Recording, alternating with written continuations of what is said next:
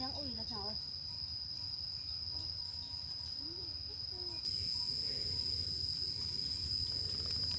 มองเงินว่ากินได้นะเขาก็เลยเก็บอะไรมันเอาตามแหล่งโง่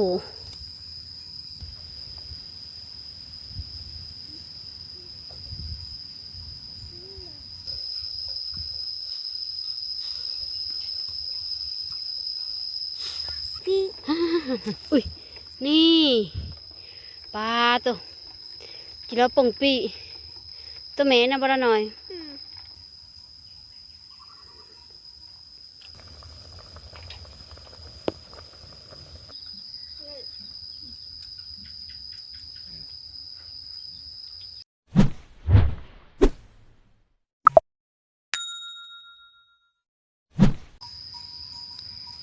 สบายดีและสวัสดีพ่อแม่พี่น้องเมื่อสุขคนเลยเด้อ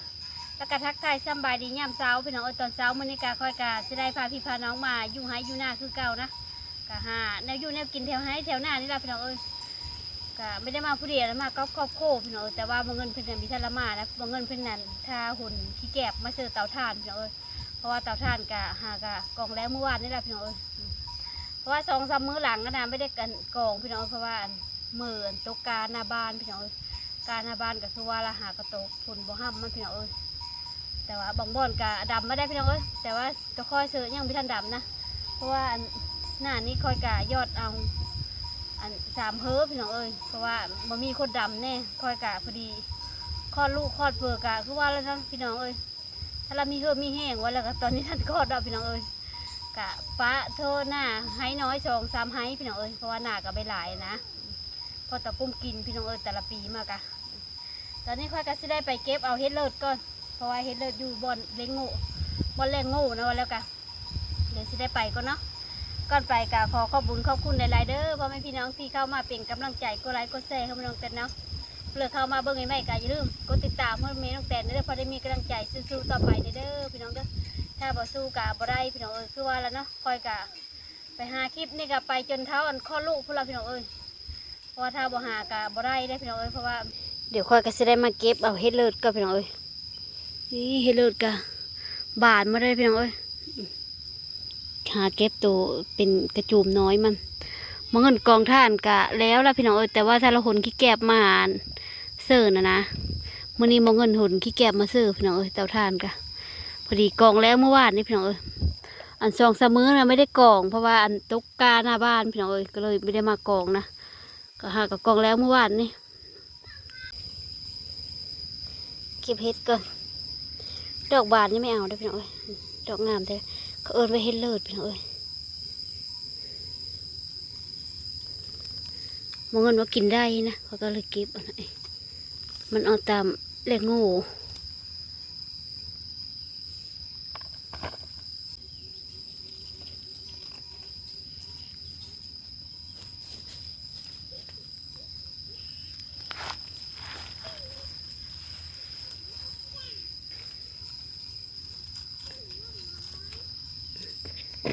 ดอกแบบนี้นะไม่เอามันบานละ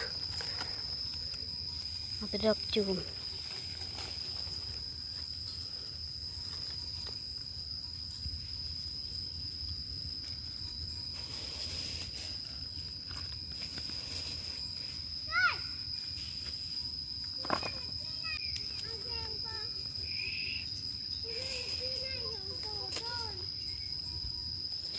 บานละนี่ไม่เอาเอาตักโจมมัน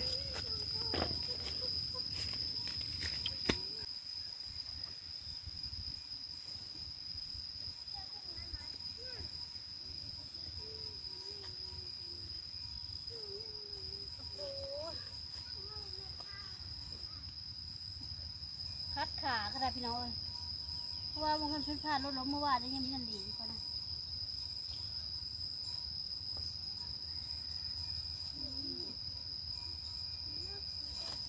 ดอกนี้ไม่เอากุ๊กคัดอุ้ยทั้งอุ้ยแล้วเนาะ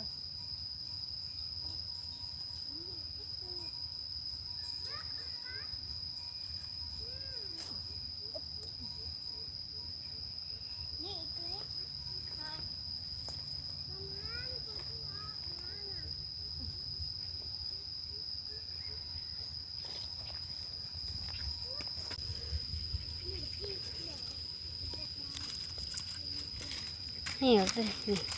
เฮ็ดเลิศนะฮาบีนะมันเป็นสีเลิศแบบนี้พี่น้องเอ้ยสีเลิศออกมาดูได้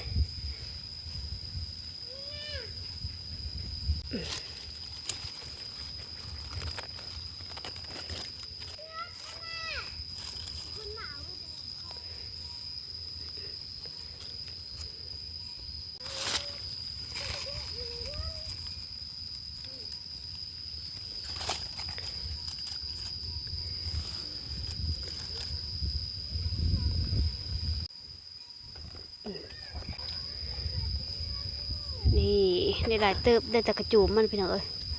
ดอกน้อยมันนะ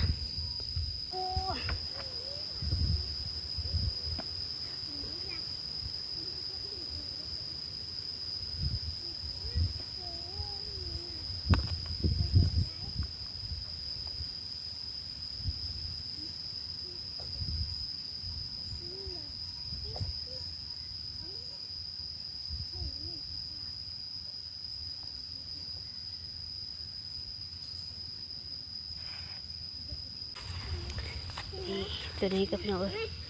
กำลังพอดีงามนั่นแหละกำลังออกพี่น้องเอ้ย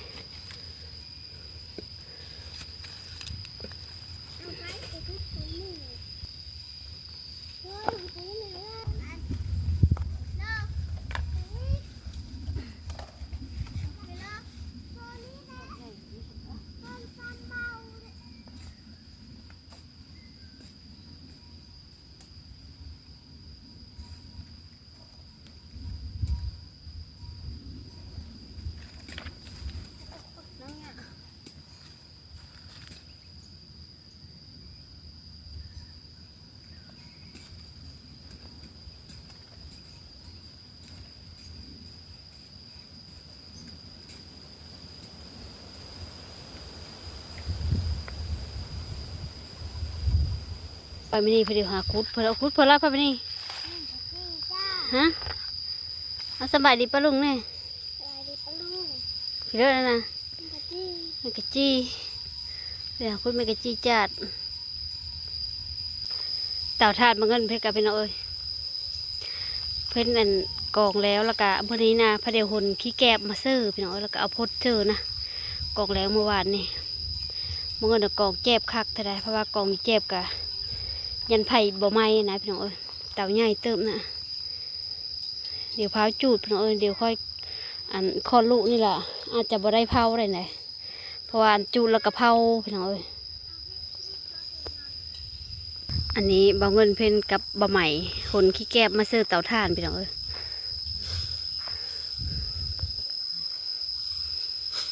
อันขี้แกบที่ห่อสีข้าวนั่นนะ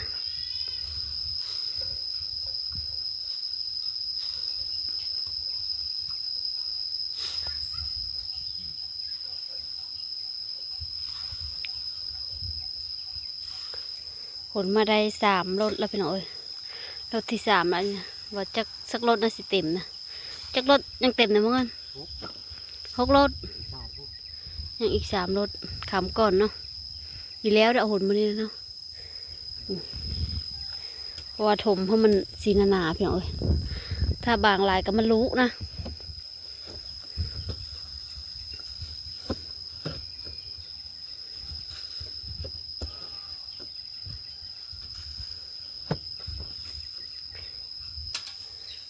ข้างนี้ก็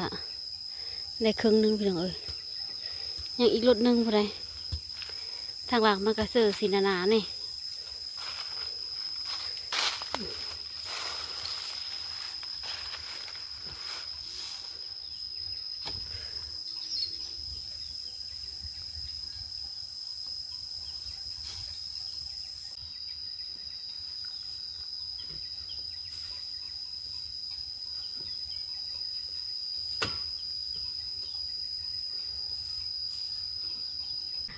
หาคุดจิล้อกับบาละน้อยพี่น้องเอ้ย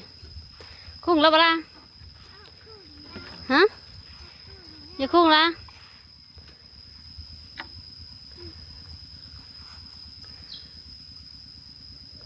เป็นตะไดอยู่บ่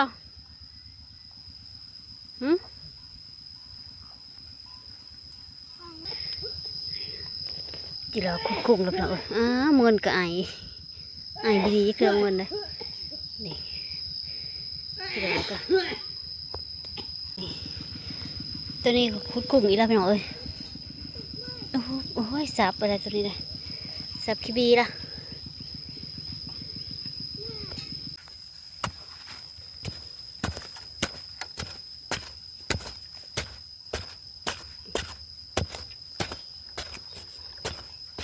ที่เราก็ยามนี้มันคุดเลิกพี่น้องเอ้ย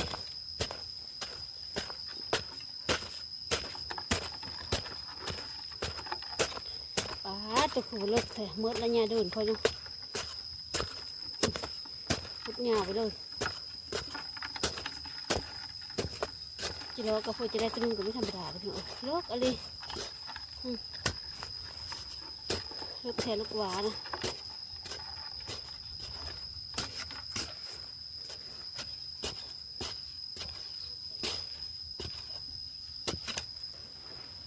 นี่คุ้งอะไรพี่น้องเอ้ยโอ้พอจะได้ตัวนึงนะกะไอ้หาจีโร่กับตัวโจนเลยนะตัวใหญ่ละ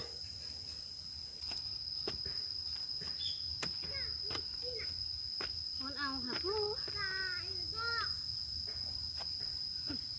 ว่าน้อยกับว่าลกกระลกอะไร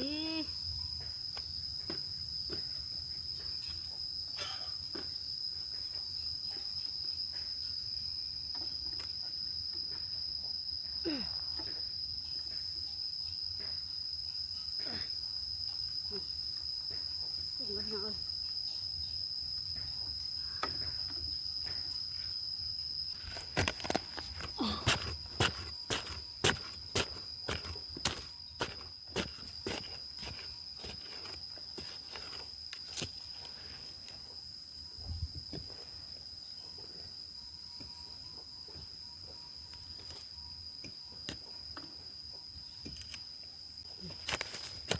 พูดดิหนู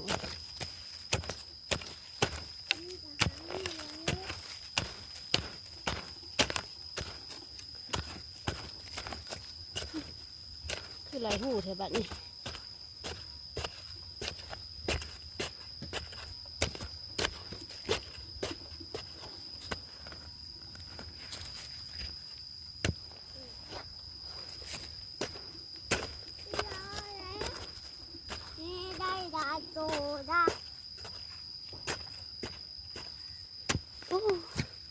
พวกกินเอ็ดขนาดคุจิโร่กะ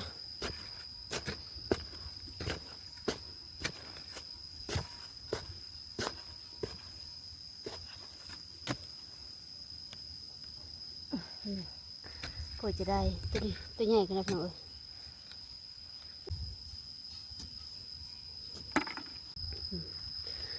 มาละน้อยกะถ้าเราได้สักโตนะคุดไปจมไปพี่น้องเอ้ย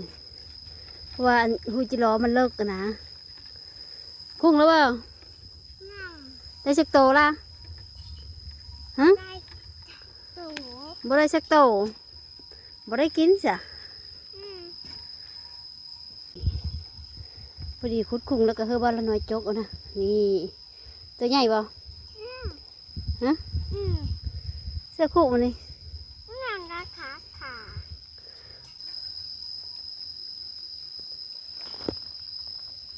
ถึงไว้ดีนี้นะ ตัวนี้ไม่ได้เลิกเปลือกพี่น้องเลยนี่สองตัวคู่ดีวะเนี่ยขึ้นมานี่สินี่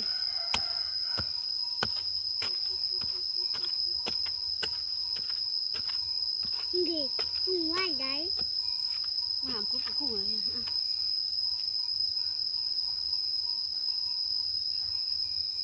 ได้ป่ะโอนโอน โอนมาละน้อยโอนน่ะโอนเออแกแล้วก็โถคุดคุ้งแล้วเสร็จได้เฮอบ้านละน้อยเป็นโจ๊กเอาก็พี่น้องเอ้ยคุดคุ้งเขาเลยมีแต่บ้านละน้อยในโจ๊กฮะ บางทีอุ้ยนี่ปลาตัวกินแล้วป่งปีตัวแม่นะบ้านละน้อยเสือขู่ก่อนวันนี้คุดหูนะเพราะว่าอยู่วงนี้ใน2 หูเฮงเดียวเนาะ คุดคงอีแล้วพี่น้องเอ้ยนี่มีแต่ตัวจนๆเยอะๆถึงวะนะนี่ ตัวดูนี่แบบปองปีเวลาปองปีนะนี่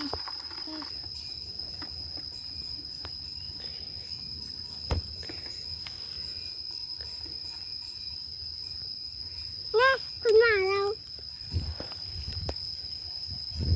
หาละ นี่ จีหนัง เอาให้ขาวก็พี่น้องเอ้ยเอาให้ขาวเสแกงกิโลก่อนแต่ก็ว่าอยากแกงเสเฮ็ดอีเลิศแต่ว่าเงินเพิ่นแกงกินแล้วพี่น้องเอ้ยเพิ่นอยากกินข้าวแห้งแกงกินก่อนนะ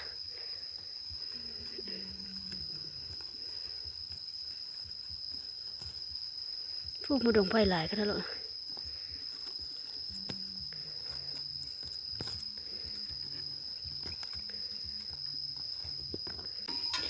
อันนี้คุดจิโร่ก็ได้ยาแล้วพี่น้องเอ้ยสิได้มาเอายอดมาโบกเอาแต่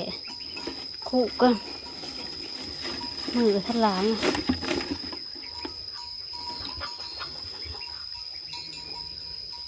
เดี๋ยวยังมันก็ยังมีจิโร่ติดออกไปก็จะกินแกงจิโร่เส้นยอดมาโบกพี่น้องเอ้ยคิดเอาเลิกก็หาอันนั้นนะค่อยนะนี่จิโร่กับเห็ด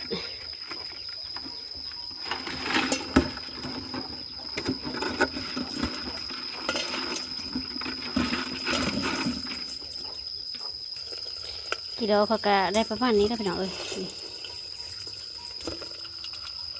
นี่หลายเติมนะได้ประมาณ30กระโตพี่น้องเอ้ยเดี๋ยวสิได้ใส่ขี้มันก็กิโลปงปีเขาก็ได้2ตัวแล้วพี่น้องเอ้ยไหนปงปีตัวแม่ทั้งหมดนะกิโลก็มีแต่ตัวโจ๊ะๆทั้งหมดพี่น้องเอ้ย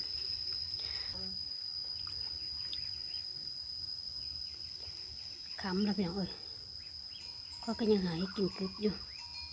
เพราะว่าเด็กน้อยเขาก็มือคนที่เก็บซอยบ่เงินบ่ล่ะจะไม่หากระเป็ดกระไก่กระหมูนะ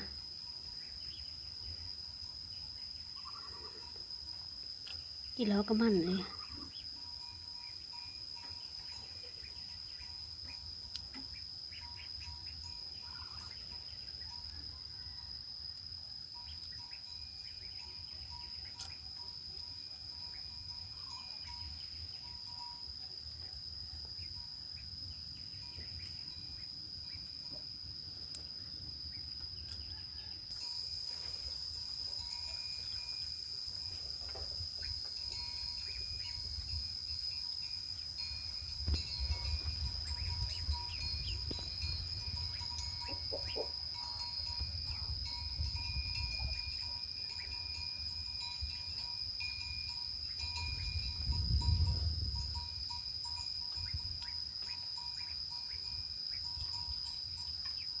เป็นเนื้อโบกกับเนื้อแบบนี้นะ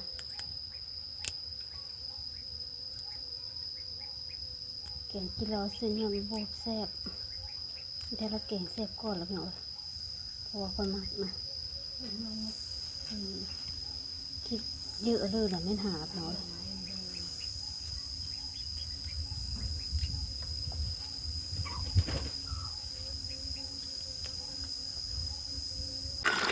เขาก็จะได้มาหาล้างพักกับของเองไงล้างมีจานสูบนี่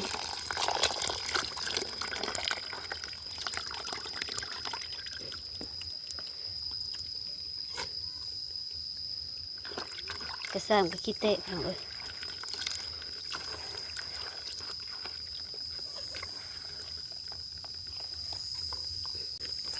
ล้างกิโลเท่า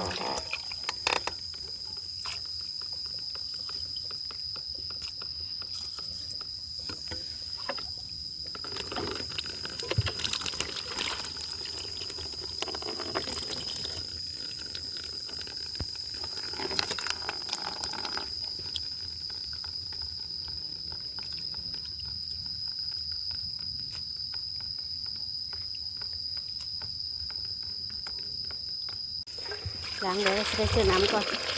ซื้อบัวลายซื้อประมาณนี้แล้วอ้าวพอไปนี่หลายพอกันละเดี๋ยวกินทิมขนมเลยได้มาตัดพริกกับหนู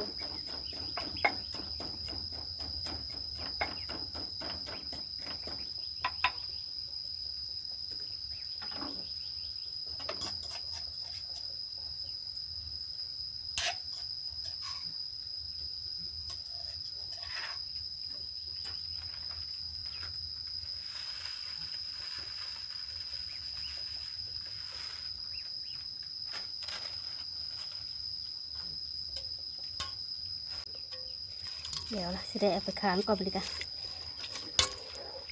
มีแต่พักทางหลายนะกิโลบหลายไปเลยพี่น้องเอ้ย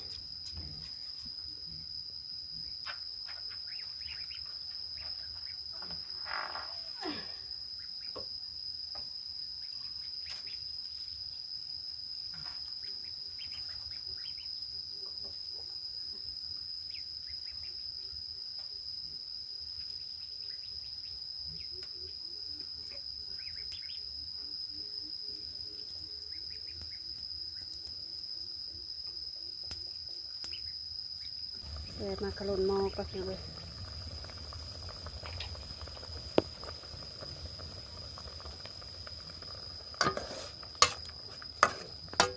เดี๋ยวจังเลยยังปรุงพี่น้องเอ้ย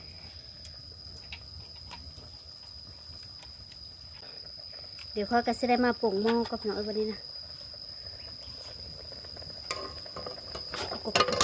วิธีปรุงหม้อ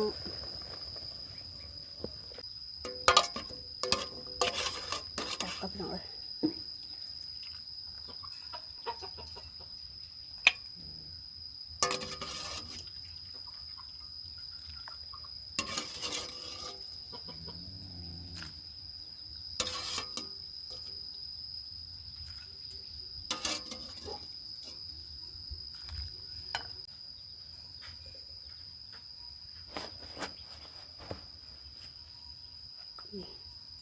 อาหารการกินเราก็ได้แล้วพี่น้องเอ้ยมาเด้อพ่อแม่พี่น้องเด้อมากินข้าวน้ำเดียวเด้อจักกินข้าวง่ายจักกินข้าวแรงพี่น้องเอ้ยคำล่ะสวัสดีจ้ะ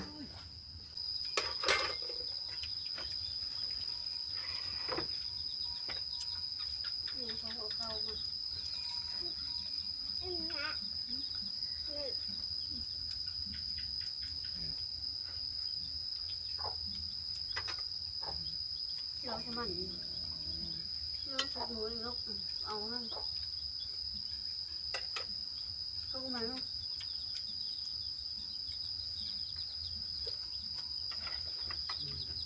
ข้าวกินได้กินแล้วผงเปรี้ยว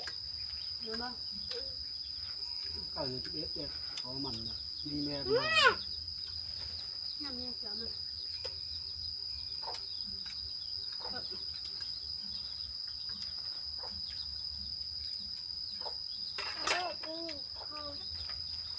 ข้าวคำข้าวกินข้าวแต่ที่ดอมันก็แบบเออ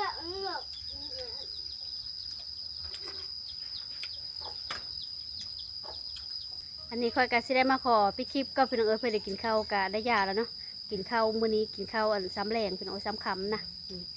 เพราะว่าอันกินข้าวแรงมื้อตะพีนะเดี๋ยวค่อยกะสิได้มาขอพี่คลิปก็เพราะว่าจะไปหาเกลือหมูเกลือไก่เพราะว่าเป็ดไก่กับทะละเกลือนะกับคลิปนี้ค่อยกะได้ถ่ายคือพ่อแม่พี่น้องเบิ่งซ้ำนี้เนาะกินนะพอกันไม่เด้อพ่อแม่พี่น้องเด้อกะขอขอบคุญขอบคุณหลายๆที่เข้ามาเป็นกำลังใจกดไลค์กดแชร์ให้พี่น้องแต่เนาะเพื่อเข้ามาเบิ่งใหม่ๆกะอย่าลืมกดติดตามกดไลค์กดแชร์ไม่ต้องแต่นะเด้อพอได้มีกำลังใจสู้ๆต่อไปแน่พี่น้องเอ้ยเดี๋ยวข้อยก็จะได้ไปหาเกลือหมูก่อนเพราะว่าขามือตื่นตาแล้วตอนนี้กะ